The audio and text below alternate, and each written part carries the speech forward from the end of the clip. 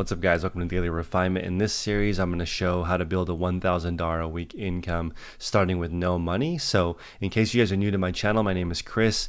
My eBay store has 25,000 items in it, and I have between 100 and 150 sales per day. But now I'm throwing it all away to start over at zero, and I'm going to go over the first 5 ways I plan on starting my store.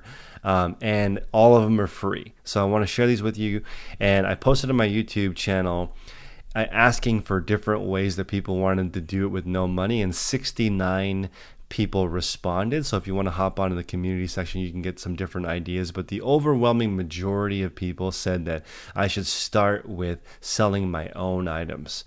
Okay, so that's what I'm going to do. I'm going to list 20 items that I already own, so that's going to cost me $0. Then I'm going to try and find 10 items from friends and family. That's going to be free. I'm going to ask my friends and family to give me 10 items total. Desperate times call for desperate measures. I want to get a business off the ground. I feel like that is a good reason for someone to give you something for free so that you can get started. Some people may call it begging, but I say, you know what? You can pay them back and take them to lunch later after you've made it. But to get started, sometimes you need a little help. Number 3, I'm going to consign 10 items. So what that means is I'm going to take items from somebody, sell it for them, and then charge them a fee. And then that way I don't have to have any startup costs, and I can use their item to sell. It's very common. A lot of eBay stores run on consignment. So I plan on doing one payment at the beginning of the month, and if the items don't sell in the first of the month, I'm going to send that person an email to keep them in the loop. That's a good way to keep track of consignment customers. So I want to consign 10 items. I don't want to do too much of it because I personally don't recommend the consignment model because it takes a lot of bookkeeping. So for me, I'm just going to do it because I'm desperate in the beginning. I don't have any money.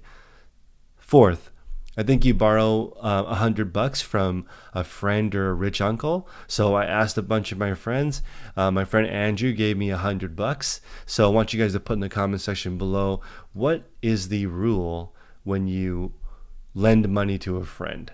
So let me know what you think the rule is, and I'll let you know what I think the rule is in the next video. But Andrew gave me $100 for this experiment. I told him I would pay him back 10% interest in 90 days. That being said, I don't think I'm going to need the $100. That was a really common answer from people. We're saying try to get a little seed capital from your friends and family. I think that's a great idea. I think take care of your friends once they've given you a little bit of a startup loan if you go that route, because otherwise you might lose that friend and it's not really worth it over startup capital. So number 5, I'm going to cruise the free sections of Craigslist and Facebook Marketplace. I honestly don't recommend doing this when you're first getting started because it's very time intensive. I would definitely recommend you sell things that you already own first. If you literally don't have anything and you're a minimalist, then yes, you need to shoot for the free sections of Craigslist and Facebook Marketplace. But I ask people on my channel, how much money do you think people have in things that they don't use? And the number one answer is over $1,000. Okay, so half of the people said between $50 and $500, but a third of the people said that most people have more than $1,000 of stuff lying around the house that they don't use. I 100% agree with that. So if you go back to my calculator, I built in my reseller field guide a calculator to help you determine how much money you need for your personal FU number. I call it reseller FU when you make enough money to replace your 9-to-5, because then you don't have to work for your 9-to-5 anymore. You can work for yourself. So in this example, I need at least $3,440. And I need to find stuff that's worth $38,700. I think it's going to take about 6 months to pull this off because I have to start from zero. It is faster if you have a little bit more capital, because if you already had this $3,440 to start, then you could just buy the stuff that you need to build the store out and skip a bunch of the beginning where you have to raise this first $3,440. And in case you guys are saying that's unrealistic, check out the Small Business Administration, SBA.gov.